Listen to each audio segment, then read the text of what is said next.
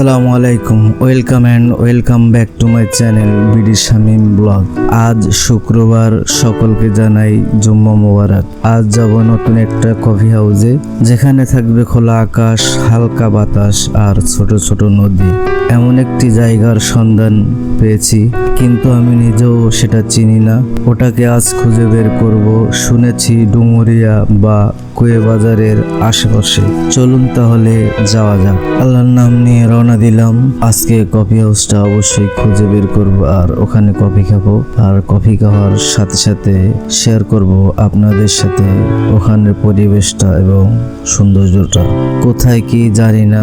চলে যাব সর্বপ্রথম গল্লামারি থেকে জিরো পয়েন্ট থেকে চলে যাব কুয়ে বাজার। ওখানে যে জিজ্ঞেস করে খুঁজে নেব কফি হাউসটা কোথায় আছে। অবশ্যই চেষ্টা করব আপনাদের সাথে শেয়ার করার। খুলনার আশেপাশে বা খুলনার মধ্যে যে কোনো জায়গায় ট্রাভেল করতে চাইলে ভিজিট করতে পারেন আমার চ্যানেলটি, এবং বাংলাদেশের যে কোনো জায়গায় ট্রাভেল করতে চাইলে ভিজিট করতে পারেন আমার চ্যানেলটি। অবশ্যই প্রত্যেকটা ভিডিওতে ভ্রমণ গাইড দিব। আর বাইক ট্যুরে আমি সর্বপ্রথম যাচ্ছি। এর আগেও ট্যুর ছিল, সেটা ছোট ভাই এবং বন্ধুদের সাথে। এই ট্যুরটায় আমার নিজের বাইক নিয়ে আমি যাচ্ছি। আসলে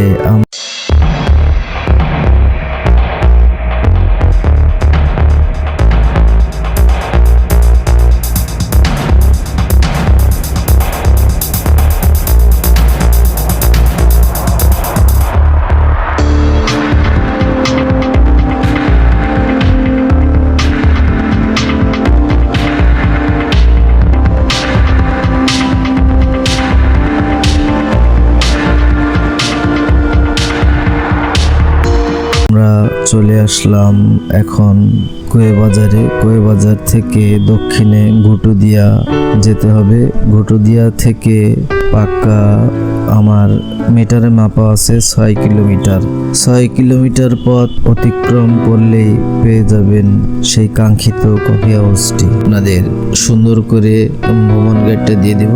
আর গল্লামারি থেকে সরাবপুর ধানিবনিয়া 12 কিলোমিটার এবং 0 পয়েন্ট থেকে 11 কিলোমিটার।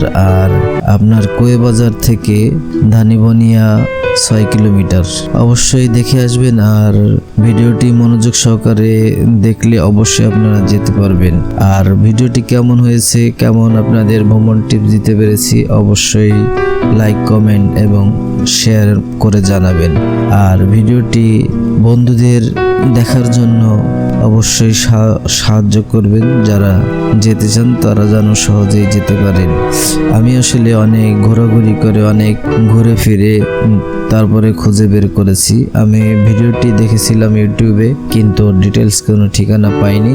আপনাদের সাথে ডিটেলস ঠিকানা শেয়ার করার চেষ্টা করলাম। কত দূর শেয়ার করতে পেরেছি জানি না, ভুল ত্রুটি হলে অবশ্যই মাফ করে দিবেন। সবকিছু মিলিয়ে এখানে পরিবেশটা অসাধারণ।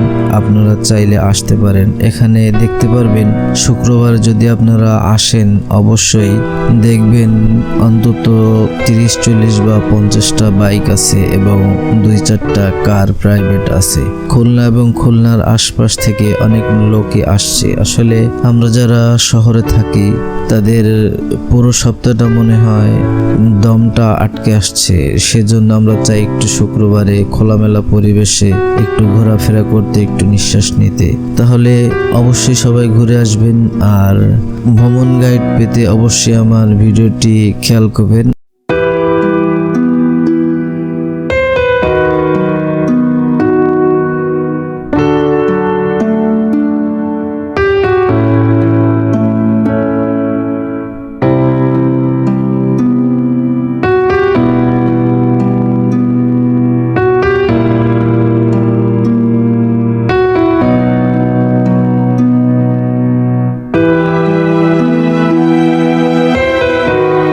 ঘুটুদিয়া ছেড়ে চলে আসলাম ধানিবনিয়া শান্তা কফি হাউস অ্যান্ড রেস্টুরেন্টে। এখানে আসলে শুধু কফি পাওয়া যায় সেটাই না, এখানে আরো কিছু খাবার পাওয়া যায়।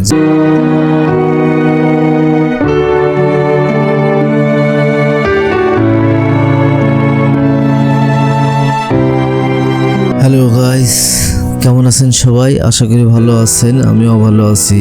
বর্তমানে আমি আছি ধানিবনিয়া সেই কফি হাউসে, যে জায়গার উদ্দেশ্যে রওনা দিলাম। এখানের সৌন্দর্যটা শেয়ার করব আপনাদের সাথে, অবশ্যই সাথে থাকবেন। আর অসাধারণ একটি পরিবেশ, এই পরিবেশটা খুলনার মধ্যে আর পাবেন না, অনেক মনোমুগ্ধকর। আপনি এখানে আসলে আপনার মনে হবে আপনি সুন্দরবনে আছেন। সুন্দরবনে নতুন নতুন রিসোর্ট হয়েছে, একদম ঠিক তেমনই। চলুন এখানে সৌন্দর্যটা শেয়ার করি আপনাদের সাথে, আর অবশ্যই সাথে থাকবেন। সৌন্দর্য পাশাপাশি ভ্রমণ টিপসটাও দিয়ে দেব কি করে এখানে আসবেন। চলুন তাহলে এখানের সৌন্দর্যটা পাখির চোখে দেখে আসি।